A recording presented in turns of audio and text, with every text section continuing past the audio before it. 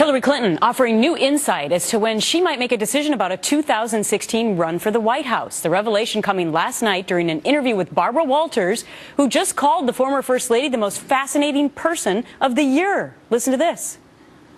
I haven't made up my mind. I really have not. I will look carefully at what I think I can do and make that decision, sometime next year. Does your husband want you to run? He is very respectful. He knows that this is... He does want you to run. Well, he wants me to do what I think is right.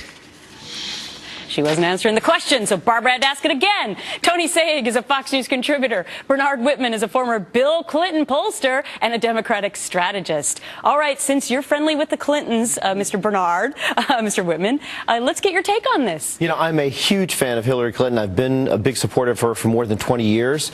If so much so, in fact, that I think 52 Reasons to Vote for Hillary Clinton should be a book that I might think about writing. Very funny. But in all seriousness, I think she's got the policies, the pragmatism, and the poise to be the next president. And I think her active involvement in the dialogue over the next 3 years until she does become president is going to be helpful for the national conversation. I think that she has an ability to focus on solutions, to bring people together, to cross the divide. And I'm really excited about her getting into the race. That would be important, crossing the divide. But the interesting thing is politics are so fickle.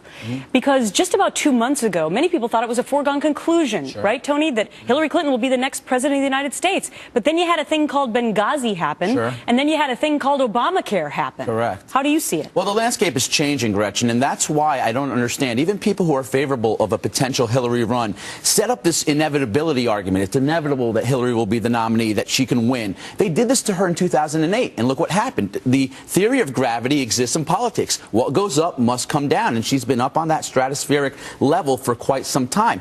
And as you mentioned, you have the Middle East blowing up. She was Secretary of State, after all. You have Benghazi, the Arab Spring turning into Arab Winter in Cairo, Iran, Syria, our distance between the relationship with us and Israel. These are all things that happened under her watch. You add to that the landscape of Obamacare influencing negativity of the president and Democrats. She's going to be negatively affected by that. Bernard, you know Bill Clinton very well.